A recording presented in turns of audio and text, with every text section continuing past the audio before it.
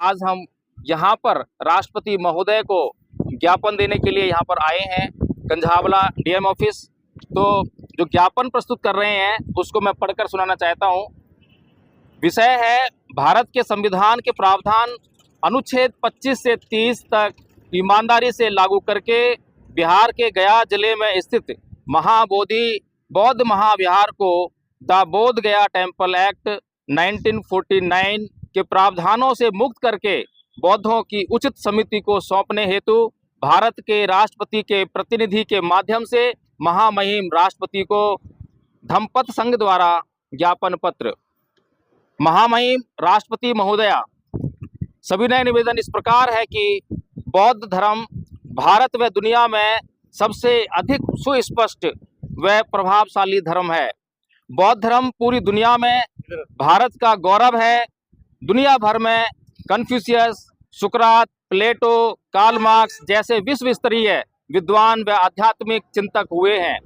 फिर भी जिन देशों में ये चिंतक हुए उन्होंने बौद्ध सिद्धांतों को स्वीकार किया है और बौद्ध जीवन पद्धति को अपने जीवन का हिस्सा बनाया है, जो कि भारत के लिए गौरव व परम सम्मान की बात है। दुनिया में भारत की पहचान बुद्ध से है। यह तथ्य भारत के प्रधानमंत्री व भारत से विदेश यात्राओं पर जाने वाले तमाम गणमान्य व्यक्ति कह चुके हैं और विश्व समुदाय को अपने परिचय में बुद्ध की धरती भारत से आया हुआ ही बतलाते हैं। अब तक बौद्ध लोगों को पूरा विश्वास है कि जिस प्रकार से बौद्ध धर्म ने विश्व पटल पर भारत का सर ऊंचा किया है, उसी प्रकार एक राष्ट्र की भावना रखते हुए भारत का कोई भी धर्म विश्व पटल पर भारत की उस गौरव गाथा को मलिन नहीं होने देगा। लेकिन बड़े खेद का विषय है कि जहां हिंदू धर्म से भी भारत के लोग यही आशा कर सकते हैं, वहीं हिंदू धर्म के प्रचारकों ने न केवल हिंदू धर्म को विश्व स्तर पर बदनाम करने का कार्य किया है, बल्कि भारत के गौरव को भी विश्व पटल पर भारी क्षति पहुंची है। भारत की सरकारी मीडिया व गुलाम मीडिया केवल भारत के लोगों को गुमराह कर सकती है, लेकिन सोशल मीडिया के माध्यम से आज पूरी दुनिया हिंदू धर्म प्रचारकों की हिंसात्मक, असहनशीलता और अन्य धर्म के धार्मिक स्थलों पर कब्जा होते हुए देख रही है। निसंदेह ऐसी गतिविधियों से न केवल धर्म प्रचारकों पर बल्कि उस धर्म के धार्मिक सिद्धांतों की व्यवहारिकता पर भी प्रश्न चिन्ह खड़े होते हैं। हो सकता है कि जोर जबरदस्ती से कुछ समय के लिए राजनीतिक सत्ता का दुरुपयोग करके लोग किसी धर्म विशेष का कब्जा देश पर करा दें, लेकिन उन लोगों को नहीं भूलना चाहिए कि जब इतिहास लिखा जाता है तो कुकर्म करने वाले लोग तो उस समय जिंदा नहीं होते, लेकिन उनकी पीढ़ियां हमेशा के लिए कलंकित हो जाती हैं। आज भी भारत इसी कारण से जातीय आरक्षण की आग में जलने के लिए मजबूर है। क्या विश्व इतिहास ईसाइयों, मुसलमानों द्वारा हिंसा, लोभ, लालच, मजबूरी के आधार पर धर्म प्रचार को भूल सकता है? क्या इस प्रकार के प्रचार से कोई धर्म बड़ा बन सकता है? यह हमारे झूठे अहंकार को तो तुष्ट कर सकता है, लेकिन जब पूरा विश्व के सर्वश्रेष्ठ धर्म को खोजेगा तो उसके लिए उसके अनुयायियों की संख्या आधार नहीं बनाएगा, बल्कि उसके सिद्धांतों की व्यवहारिकता में घुसकर जांच करेगा। और तब हम आसानी से यह अनुमान लगा सकते हैं कि कौन सा धर्म विश्व पटल पर चमकेगा और कौन सा धर्म भारत की छवि को सबसे अधिक धूमिल व बदनाम करेगा। भगवान बुद्ध ने धर्म का अर्थ बताते हुए कहा है कि सभी पाप कर्मों का न करना और सभी पुण्य कर्म यानी अच्छे कर्मों का करना ही धर्म है। किसी अन्य धर्म के पूजा स्थलों व मूर्तियों को अपना बताना व अपना बनाना पाप है या पुण्य है, यानी सही है या गलत, यह एक बच्चा भी जानता है। लेकिन भारत की सरकारें नहीं जान पाई या नहीं जानने का ढोंग करती रहीं। हिंदुओं के लिए मंदिर केवल कर्मकांड या पूजा स्थल है, लेकिन भारत के बौद्धों के लिए बौद्ध विहार केवल पूजा स्थल व कर्मकांड स्थल नहीं है, बल्कि ज्ञान के प्रचार व प्रसार के माध्यम है। अब तक महाविहार का द बोध गया टेम्पल एक्ट 1949 के तहत संचालन किया गया है, लेकिन इस कानून से बौद्धों को कोई फायदा नहीं हुआ, बल्कि नुकसान ही हुआ है। बौद्धों की संख्या में कोई वृद्धि नहीं हुई है।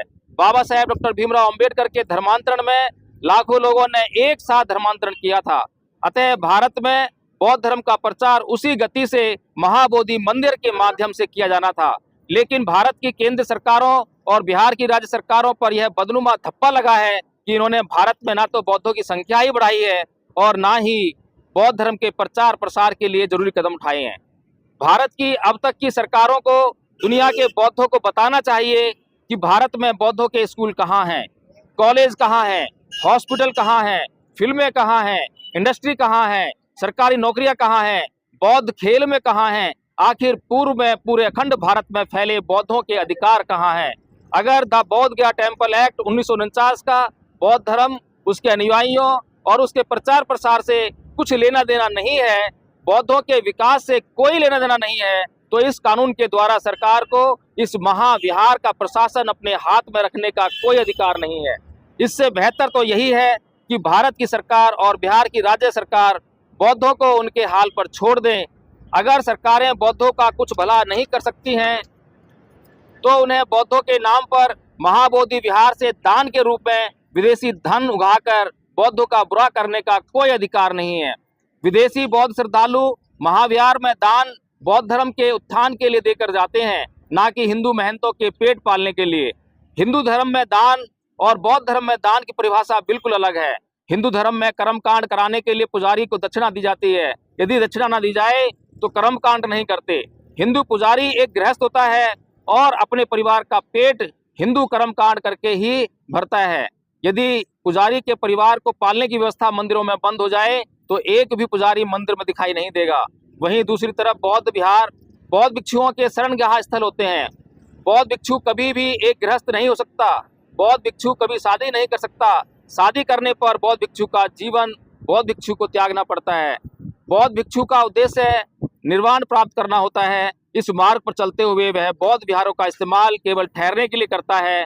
बौद्ध भिक्षु कभी किसी संपत्ति सिवाय 5 चीजों के का मालिक नहीं हो सकता। इसलिए द बोध गया टेम्पल एक्ट 1949 के द्वारा सरकारों के द्वारा बौद्ध धर्म की पवित्रता को दूषित करने का महान अपराध किया गया है।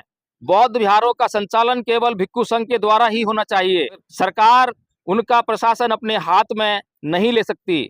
भारत के संविधान में प्रत्येक धर्म के अनुयायियों को अपने धार्मिक स्थलों की देखरेख, धर्म के प्रचार की स्वतंत्रता, धार्मिक शिक्षा संस्थानों के निर्माण करने की स्वतंत्रता केवल उस धर्म के लोगों के द्वारा किए जाने की आधिकारिक व्यवस्था मूल अधिकारों के अंतर्गत की गई है।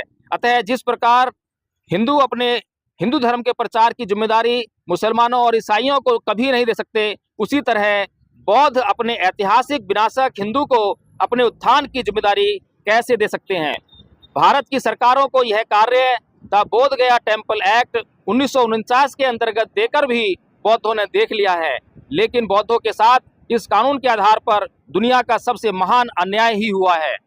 ऐसे में अगर वास्तव में भारत की सरकारों में रहने वाले व्यक्ति जिस भी धर्म को मानने वाले क्यों न थे, अगर उनमें उनके धर्म के अनुसार जरा भी नैतिकता होती तो सौंपे गए कार्य को पूरा न कर पाने पर अपने पद से त्याग पत्र व बौद्धों का महाविहार उन्हें वापस सौंपने की कार्य ईमानदारी से करते। लेकिन यह दुर्भाग्य है भारत का कि उसे धार्मिक ईमानदार राजनेता प्राप्त नहीं हुए। इन नेताओं ने न केवल अपने आप को, अपनी पीढ़ियों को, बल्कि अपने धर्म को भी अपमानित कर कलंकित करने का नीच कार्य किया है। हिंदू चाणक्य की नीति साम दाम दंड भेद को पालन अपने ही देश के अपने ही भाइयों के खिलाफ करते हैं, जो कि अति निंदनीय कार्य है। लेकिन बौद्ध धर्म में संपूर्ण मानव जाति के प्रति नैतिक आचरण को ही प्रमुख स्थान दिया गया है, जिससे किसी भी हिंदू को तनिक भी कष्ट नहीं हो सकता। एक तरफ बौद्ध धर्म है जिसने हिंदुओं को या किसी भी अन्य धर्मावलंबी को कभी नहीं सताया, और दूसरी तरफ दुनिया में इस्लाम और हिंदू हैं जिन्होंने बौद्ध को सताने में कोई कोर कसर नहीं छोड़ी है। फिर भी बौद्धों ने कभी हिंसा का सहारा नहीं लिया है। ऐसे में हिंदुओं के साथ बौद्धों की किसी भी प्रकार की धार्मिक सहभागिता की अपेक्षा व उम्मीद करना न केवल बेईमानी होगी, बल्कि देशद्रोह से भरा एक कदम होगा। अपने देश में शांति व सौहार्द के वातावरण को जानबूझकर बिगाड़ना देशद्रोही हो सकता है। अगर महामहिम जिसकी लाठी उसकी भैंस के आधार पर देश का शासन नहीं चला रही हैं, संविधान के माध्यम से देश चला रही हैं, तो उन्हें इन सवालों का ईमानदारी से जवाब जरूर देना चाहिए। भारत का संविधान अनुच्छेद 13 में यह घोषणा करता है कि भारत का कोई भी कानून सामाजिक, धार्मिक, परंपरा, रीति रिवाज यदि संविधान के मूल अधिकारों का हनन करता है, कम करता है, तो उस सीमा तक वह कानून, रीति रिवाज, परंपरा अवैध होगा। लेकिन द बोध गया टेम्पल एक्ट 1949 भारत की सरकारें लगातार बौद्धों के मूल अधिकारों और अनुच्छेद 49 का हनन कर रहा है और इस तरफ भारत की सरकारों ने इस तरफ कोई ध्यान नहीं दिया। जिस प्रकार हिंदू मुस्लिम शासकों द्वारा उनके मंदिर तोड़े जाने को नीच कार्य कहते हैं, उसी प्रकार से बौद्धों के विनाशक होते हुए भी उनका भला करने के नाम पर हिंदुओं ने स्वयं हिंदू धर्म को भी अपमानित करने का कार्य किया है। महाबोधि महाविहार बौद्धों के लिए ऐतिहासिक दृष्टि से अति महत्वपूर्ण है। सर्वविदित है कि महाबोधि मंदिर भारत के महानतम सम्राट अशोक द्वारा बौद्धों के लिए निर्मित किया था। बौद्ध धर्म न केवल हिंदू धर्म से जमीन आसमान की भिन्नता रखता है, अपितु विश्व के प्रत्येक धर्म से सैद्धांतिक और व्यवहारिक आधार पर भिन्नता रखता है। सम्राट अशोक ने बेशक सभी पंथों को अपना प्रचार करने की स्वतंत्रता दी, लेकिन एक दूसरे के धार्मिक स्थलों पर हस्तक्षेप करने की इजाजत कभी नहीं दी। क्या कभी कोई शासक ऐसा कर सकता है कि किसी एक धार्मिक स्थल को दो संप्रदायों को इस्तेमाल करने के लिए सौंप दे? क्या दुनिया की कोई भी सरकार ऐसा कर सकती है? क्या भारत का सर्वोच्च न्यायालय इसे न्यायोचित ठहरा सकता है? सभी जानते हैं कि हिंदुओं के पास इनका कोई ऐतिहासिक आधार नहीं है। हिंदुओं का धर्म भी बुद्ध को किसी भी प्रकार से स्वीकार नहीं करता। अगर हिंदू बुद्ध को किसी भी रूप में स्वीकार करते तो उन्हें बुद्ध को हिंदू देवी देवता बनाकर पूजने की जरूरत नहीं पड़ती। सबसे अहम बात यह है कि बाबा साहेब अम्बेडकर ने अपनी साहित्यिक रचनाओं में सब रहस्य स्पष्ट रूप से खोल दिया है। उन्होंने स्पष्ट रूप से हिंदू धर्म को सार्वजनिक तौर पर नकारा ताकि भारत के बौद्ध किसी भी प्रकार से हिंदू धर्म के संपर्क में न आ सकें। इसके लिए उन्होंने सर्वविदित 22 प्रतिज्ञाएं अपने अनुयायियों को दिलाई। विश्व का सबसे महान विद्वान हिंदू धर्म को त्याग चुका है।